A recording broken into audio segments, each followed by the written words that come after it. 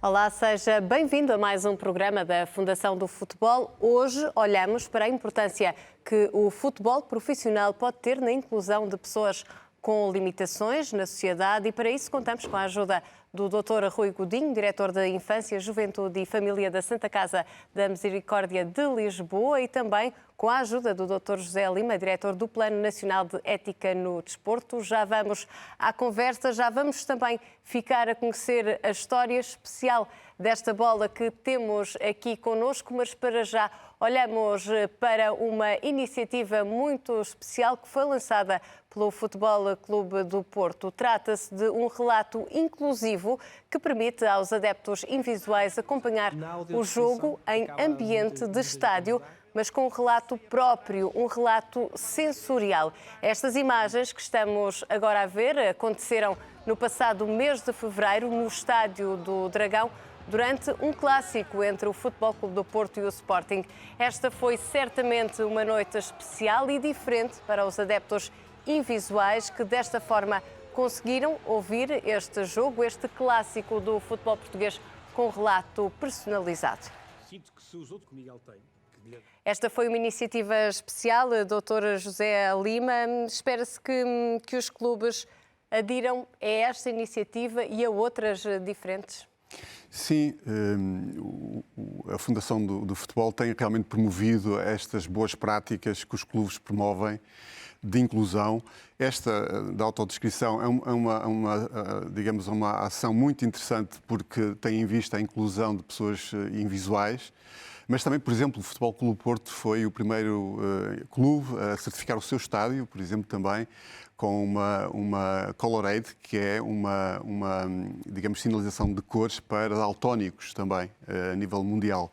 E, portanto, os clubes têm esta necessidade também de não só afirmar, digamos, a sua dimensão mais de afirmação do futebol, do seu negócio, etc., mas também essa dimensão humana, essa dimensão, digamos assim, de incluir pessoas com determinadas deficiências e, portanto, esta responsabilidade social que é fundamental também para a afirmação do desporto como veículo, digamos assim, da inclusão. E agora, como o prometido é devido, Dr. Rui Godinho, vamos conhecer melhor a história especial desta bola que temos hoje aqui connosco. Bem, esta bola, aliás, não é bola. Os desenhos que estão nesta bola resultam de uma parceria entre a Fundação do Futebol com a Santa Casa Misericórdia de Lisboa e que envolveu, neste caso em concreto, crianças que estão internadas no Centro de Reabilitação de Alcoitão, com doenças muitas vezes limitativas e que tiveram a oportunidade de fazer desenhos que foram incorporados na bola. E, portanto, para estas crianças foi assim, um momento de grande magia e de grande importância, porque tiveram... O futebol tem sempre um papel muito forte no imaginário das crianças, não é? E, portanto, poderem participar ativo num momento, de uma forma tão ativa, num momento tão significativo como o final de taça, acho que para as crianças foi uma coisa muito marcante. Explique-nos melhor no que consiste este projeto Bola da Final, qual é que é a importância deste projeto e o que é que pode trazer?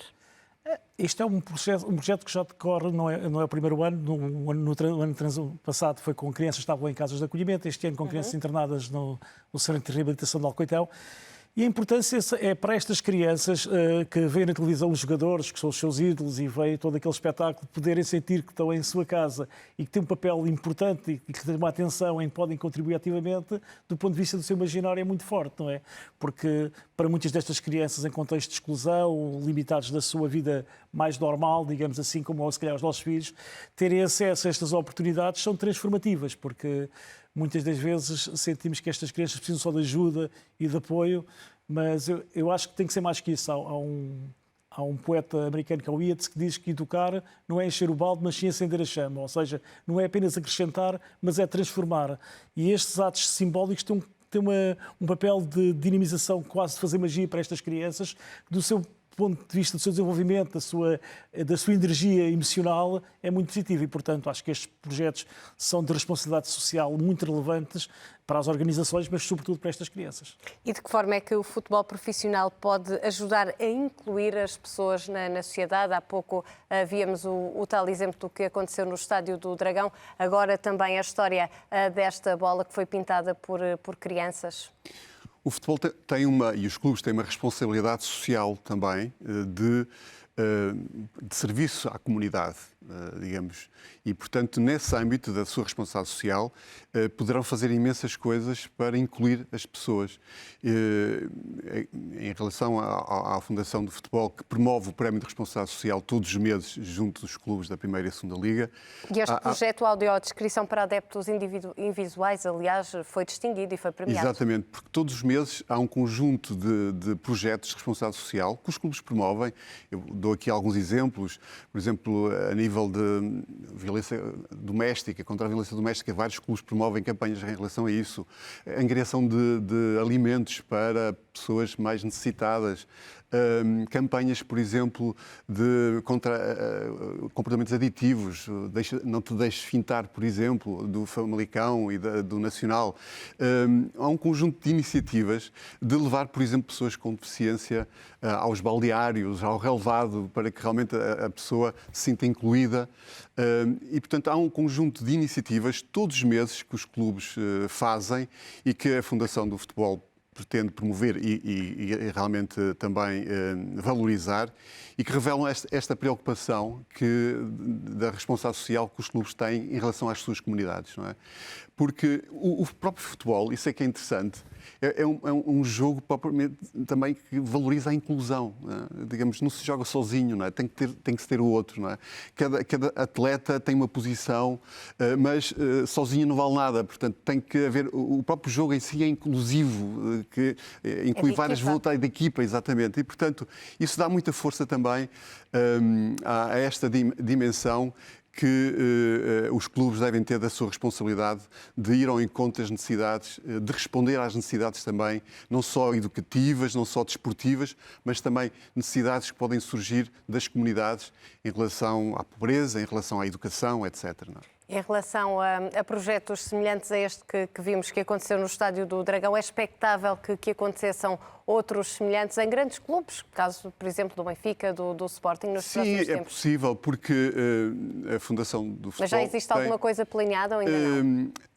Este prémio tem em vista um bocadinho essa dimensão da divulgação das boas práticas e, digamos, estas boas práticas são sempre muito divulgadas junto dos clubes e os clubes são incentivados a apresentar projetos e iniciativas neste âmbito, não é? Para este prémio. E, portanto, julgamos que existem várias iniciativas neste âmbito da inclusão com vários clubes. Por exemplo, por vezes não se fala porque não aparece, digamos, nas notícias, mas os clubes, por exemplo, fazem iniciativas fabulosas em relação, por exemplo, ao ambiente, à questão da responsabilidade do ambiente, à questão, por exemplo, das escolas, visitam escolas, promovem, digamos, a dimensão da educação e, portanto, há realmente uma dimensão muito grande que, por vezes, não é visível, mas que está presente na preocupação dos clubes. E além da história que trouxemos aqui relativamente a esta bola, tem mais alguma história, algum relato real relacionado com a inclusão que o futebol pode ter na vida das pessoas? Muito bem. Eu podia dar um exemplo, aliás, nós temos um protocolo com a Fundação Benfica, que é um projeto que se chama Para Ti Se Não Faltares. No fundo é com jovens com dificuldades de comportamento nas escolas. Eles têm acesso a uma metodologia de treino, com acesso aos equipamentos e fazem um trabalho que está associado ao desempenho escolar e, portanto, há um compromisso que estabelece e tem excelentes resultados. Por exemplo, esse é um projeto que nós temos, mas também com o Sporting e com o Benfica temos muitas vezes disponibilização de bilhetes para as crianças irem aos jogos. Portanto, é uma coisa frequente, porque em praticamente todos os jogos temos várias crianças que estão nas casas de acolhimento ou que estão com as famílias com maior vulnerabilidade a frequentarem. E há uma coisa que acho que é importante de ser dita, que é o futebol tem esta vantagem, que é democrático. Nós temos uma dificuldade muito grande na nossa sociedade de elevador social. É muito difícil passar de um contexto de exclusão para um contexto, digamos, de outro tipo de socioeconómico. O futebol é altamente democrático. Os ídolos destas crianças, dos meus filhos também, das crianças todas, é o Cristiano Ronaldo, são estas pessoas que vieram de contextos de grande fragilidade e com esforço, com o sacrifício, com o mérito. É um grande exemplo, o próprio Cristiano Ronaldo. O Cristiano Ronaldo é um excelente exemplo, não é? O meu filho, quando era pequenino, dormia com uma bola, porque o Cristiano Ronaldo, quando era pequenino, dormia com uma bola. E, portanto, para estas crianças, eles olham e veem a oportunidade de vir a ter um futuro. Muitas das vezes, o futebol é um excelente veículo para isso, porque é uma demonstração efetiva que isso acontece, não é apenas...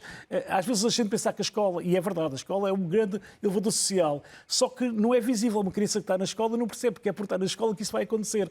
Mas quando tem estas referências sociais, e no futebol são excelentes exemplos, eu acho que às vezes os próprios jogadores e os clubes não têm noção do poder que têm junto destas crianças. E acho que esta é uma dimensão, na minha opinião, que pode e deve ser reforçada. São projetos bastante importantes. Muito obrigada aos dois por terem estado aqui connosco. Chegamos assim ao fim de mais um programa da Fundação do Futebol. Obrigada também a si por nos ter feito companhia. Até uma próxima oportunidade.